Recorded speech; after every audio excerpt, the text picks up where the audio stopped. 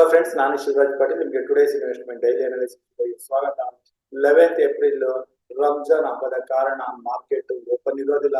So 12th April ಶುಕ್ರವಾರ ದಿನ Sensex expiry ದಿನ ಇಂಡಿಯನ್ ಮಾರ್ಕೆಟ್ ಓಪನ್ ಆಗುತ್ತೆ. ಸೊ ಇಂಡಿಯನ್ ಮಾರ್ಕೆಟ್ ಶುಕ್ರವಾರ ದಿನ ಓಪನ್ ಆಗ್ಬೇಕಾದ್ರೆ ಇವತ್ತಿನ ದಿನ ಅಂದ್ರೆ 10th ಏಪ್ರಿಲ್ US ಮಾರ್ಕೆಟ್ ಅಲ್ಲಿ ಇನ್ಫ್ಲೇಷನ್ ರೇಟ್ ಬರೋದಿದೆ. ಅದ್ರ ಮೇಲೆ US ಮಾರ್ಕೆಟ್ ಮೂಮೆಂಟಮ್ ಇರುತ್ತೆ. ಹಾಗೂ ಗುರುವಾರದ over all global equity market sentiment ಹಾಗೂ ಡೊಮೆಸ್ಟಿಕಲಿ ಕೂಡ ಏನಾದ್ರೂ ನ್ಯೂಸ್ ಇದ್ರೆ ಅದನ್ನ ಫಾಲೋ ಮಾಡಿ ಶುಕ್ರವಾರ ದಿನ ಇಂಡಿಯನ್ ಮಾರ್ಕೆಟ್ ಓಪನ್ ಆಗುತ್ತೆ. ಇನ್ನು ಇವತ್ತಿನ ದಿನ 10th ಏಪ್ರಿಲ್ ಬುಧವಾರ ದಿನ ನಿಫ್ಟಿ ಬ್ಯಾಂಕ್ ನಿಫ್ಟಿ ಎಕ್ಸ್ಪೈರಿನಲ್ಲಿ ನಿಫ್ಟಿ ಬ್ಯಾಂಕ್ ನಿಫ್ಟಿ ಎರಡೂನು ಹೊಸ ಲೈಫ್ ಟೈಮ್ ಹೈನ ಅಚೀವ್ ಮಾಡಿ ಕ್ಲೋಸಿಂಗ್ ನ ಕಂಡಿದ್ದಾವೆ. ನಿಫ್ಟಿಯ ಹೊಸ ಲೈಫ್ ಟೈಮ್ ಹೈ ಬಂದು 22,775 ಬರ್ತಾ ಇದೆ. ಬ್ಯಾಂಕ್ ನಿಫ್ಟಿದು 49,057 ಬರ್ತಾ ಇದೆ. ಸೊ ಶುಕ್ರವಾರ ದಿನ ನಮ್ಗೆ ಈ ಎರಡು ಲೆವೆಲ್ ಬಹಳ ಇಂಪಾರ್ಟೆಂಟ್ ಆಗುತ್ತೆ. ನಿಫ್ಟಿ ಹಾಗೂ ಬ್ಯಾಂಕ್ ನಿಫ್ಟಿ ಎರಡೂನು ತನ್ನ ಲೈಫ್ ಟೈಮ್ ಹೈ ಮೇಲೆ ಅಟ್ಲೀಸ್ಟ್ 15 ಮಿನಿಟ್ಸ್ ಸ್ಪೆಂಡ್ ಮಾಡಿದ್ರೆ ಮಾತ್ರನೇ ಅಲ್ಲಿಂದ ಶಾರ್ಟ್ ಕವರಿಂಗ್ ಬರುತ್ತೆ. ಸೊ ಆ ಶಾರ್ಟ್ ಕವರಿಂಗ್ ಅಲ್ಲಿ ನಿಫ್ಟಿ ಬ್ಯಾಂಕ್ ನಿಫ್ಟಿ ಎರಡು ಒಳ್ಳೆ ಅಪ್ಮೂವ್ ಕೊಡೋ ಚಾನ್ಸಸ್ ಇರ್ತವೆ. ಇನ್ನು ನಿಫ್ಟಿನಲ್ಲಿ 22,775 ಮೇಲೆ ಟ್ರೇಡ್ ಆಗಿ ಶುರುವಾದ್ರೆ ಇಮಿಡಿಯೇಟ್ ಹಾಗೂ ಮೇಜರ್ ರೆಸಿಸ್ಟೆನ್ಸ್ ಇರೋದು 22,850 ಹತ್ರ. ಸೊ ಇಲ್ಲಿವರೆಗೆ ನಿಫ್ಟಿ ಅಪ್ಮೂವ್ ಕಾಣ್ಬೋದು ಹಾಗೂ ಈ ಲೆವೆಲ್ ಇಂದ ಪ್ರಾಫಿಟ್ ಬುಕ್ಕಿಂಗ್ ಬರೋ ಚಾನ್ಸಸ್ ಇರುತ್ತೆ.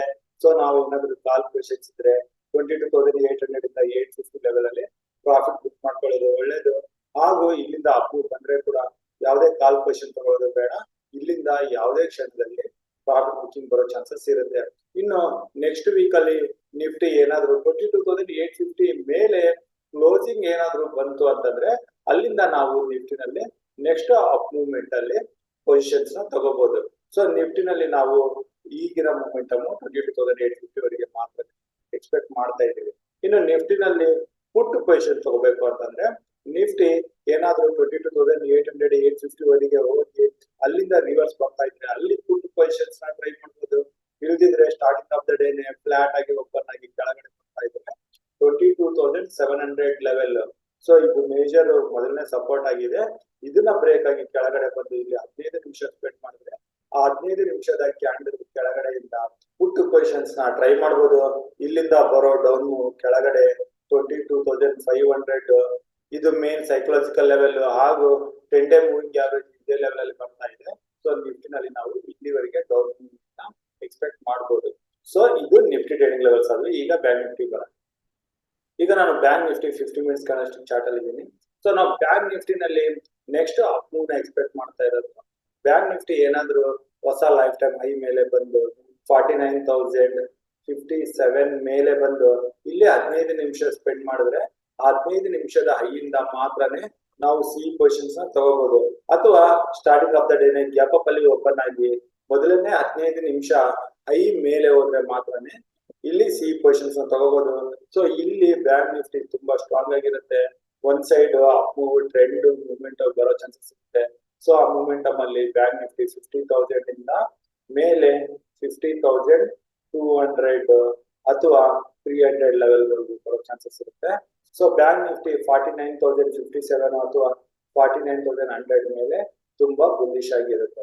ಇನ್ನು bank Nifty starting of the ಡೇನೆ ಏನಾದ್ರೂ ನೆಗೆಟಿವ್ ಗ್ಯಾಪ್ ಅಥವಾ ಸ್ಟಾರ್ಟಿಂಗ್ ಆಫ್ ದ ಡೇನೆ ಕರೆಕ್ಷನ್ ಅಂತ ಬಂದ್ರೆ ಇದು ಯಾವಾಗ 48,800 ಕೆಳಗಡೆ ಬಂದ್ರೆ ಮಾತ್ರನೇ ನಾವು ಇಲ್ಲಿ ಪುಟ್ ಪೊಸಿಷನ್ಸ್ ನ ತಗೊಳ್ಳೋಣ.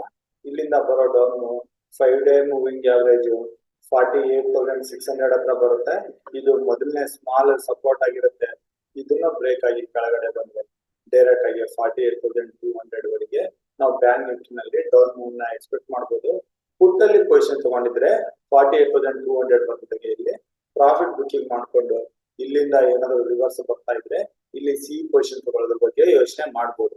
ಸೊ ಈ ರೀತಿ ನಾವು ನಿಫ್ಟಿ ಹಾಗೂ ಬ್ಯಾಂಕ್ ನಿಫ್ಟಿನಲ್ಲಿ ಪೊಸಿಷನ್ಸ್ ನ ತಗೋಬಹುದು. ಇನ್ನು ಶುಕ್ರವಾರ ದಿನ ಎಕ್ಸ್ಪೈರಿ ಇರೋ ಸೆನ್ಸೆಕ್ಸ್ ಲೆವೆಲ್ಸ್ ಕೂಡ ನೋಡೋಣ. ಈಗ ನಾನು ಸೆನ್ಸೆಕ್ಸ್ 50 ಮಿನಿಟ್ಸ್ ಕ್ಯಾಂಡಲ್ಸ್ಟಿಕ್ ಚಾರ್ಟ್ ಅಲ್ಲಿ ಇದ್ದೀನಿ. ಸೊ ಇಲ್ಲಿ ನಾವು ಗಮನಿಸಬಹುದಾದ ಲೆವೆಲ್ ಅಂತಂದ್ರೆ ಸೆನ್ಸೆಕ್ಸ್ ಮಂಗಳವಾರ ದಿನ ಹೈ ಮಾಡಿದ್ದು ಹೊಸ ಲೈಫ್ ಟೈಮ್ ಹೈ 75,123. ಆದ್ರೆ ಹೈನ 10th ಏಪ್ರಿಲ್ ಬುಧವಾರ ದಿನ ಕ್ರಾಸ್ ಮಾಡ್ಲಿಲ್ಲ.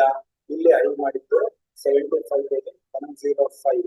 ಸೊ ಇಲ್ಲಿ ಸೆನ್ಸೆಕ್ಸ್ ಡಬಲ್ ಟಾಪ್ ಮಾಡೋ ಚಾನ್ಸಸ್ ಇಲ್ಲಿ ಕಾಣಿಸ್ತಾ ಇದೆ. ಡಬಲ್ ಟಾಪ್ ಟೆಕ್ನಿಕಲಿ ಹೇಳ್ಬೇಕು ಅಂತಂದ್ರೆ ಪ್ರೀವಿಯಸ್ ಟಾಪ್ ಕರೆಂಟ್ ಟಾಪ್ ಗಿಂತ ಮೇಲೆ ಇರುತ್ತೆ ಈ ರೀತಿ. ಸೊ ಇಲ್ಲಿ ಏನಾದ್ರು ರಿವರ್ಸಲ್ ಬಂತು ಅಂತಂದ್ರೆ ಇಲ್ಲಿ ಹೆಚ್ಚಿನ ಕರೆಕ್ಷನ್ ಬರೋ ಚಾನ್ಸಸ್ ಇರುತ್ತೆ. ಸೊ ಸೆನ್ಸೆಕ್ಸ್ ಕೆಳಗಡೆ 74,800 ಕೆಳಗಡೆ ವೀಕ್ ಆಗುತ್ತೆ. ಆದ್ರೆ ಆಕ್ಚುಲಿ ಕರೆಕ್ಷನ್ ಬರೋಕೆ ಶುರು ಆಗುತ್ತೆ 74,600 ಬ್ರೇಕ್ ಆದ್ರೆ. ಸೊ 74,600 ಏನಾದ್ರು ಬ್ರೇಕ್ ಆದ್ರೆ ಸೆನ್ಸೆಕ್ಸ್ ಅಲ್ಲಿ ಬರೋ ಕರೆಕ್ಷನ್ 100-day ಮೂವಿಂಗ್ ಆವರೇಜ್ ಹತ್ರ 74,300 ಹತ್ರ ಬರುತ್ತೆ. ಇನ್ನು ಇದನ್ನು ಬ್ರೇಕ್ ಆಗಿ ಕೆಳಗಡೆ ಬಂದ್ರೆ 74,000 ಟೆಸ್ಟ್ ಮಾಡೋ ಚಾನ್ಸಸ್ ಇರುತ್ತೆ. ಸೊ ನಾವು ಸೆನ್ಸೆಕ್ಸ್ 74,600 ಬ್ರೇಕ್ ಆದ್ರೆ ಮಾತ್ರ ಇಲ್ಲಿ 2 ಪೊಸಿಷನ್ ತಗೊಳ್ಳೋಣ. ಇನ್ನು ಹೈಯರ್ ಲೆವೆಲ್ ಯಾವ್ದು ಪೊಸಿಷನ್ಸ್ ನ ತಗೊಳ್ಳೋದು ಬೇಡ. ಅವು ಏನಿದ್ರು ನಾವು ಆಲ್ರೆಡಿ ಡಿಸ್ಕಸ್ ಮಾಡಿದಂಗೆ ನಿಫ್ಟಿ ಹಾಗೂ ಬ್ಯಾಂಕ್ ನಿಫ್ಟಿ ನಲ್ಲಿ ಪೊಸಿಷನ್ಸ್ ನ ತಗೊಳ್ಳೋಣ. ಸೊ ಈ ರೀತಿ ನಾವು 12th April Nifty, bank Nifty, Sensex ಅಲ್ಲಿ ಟ್ರೇಡ್ ಮಾಡಬಹುದು. ಸೊ ಇಷ್ಟು ಹೇಳ್ತಾ ಇವತ್ತಿನ ವಿಡಿಯೋ ಇಲ್ಲಿಗೆ ಮುಗಿಸ್ತಾ ಇದ್ದೀನಿ. ನನ್ನ ಮುಂಬರುವ ವಿಡಿಯೋ ಬರೋವರೆಗೂ ಧನ್ಯವಾದಗಳು. ಜೈ ಹಿಂದ್, ಜೈ ಕರ್ನಾಟಕ.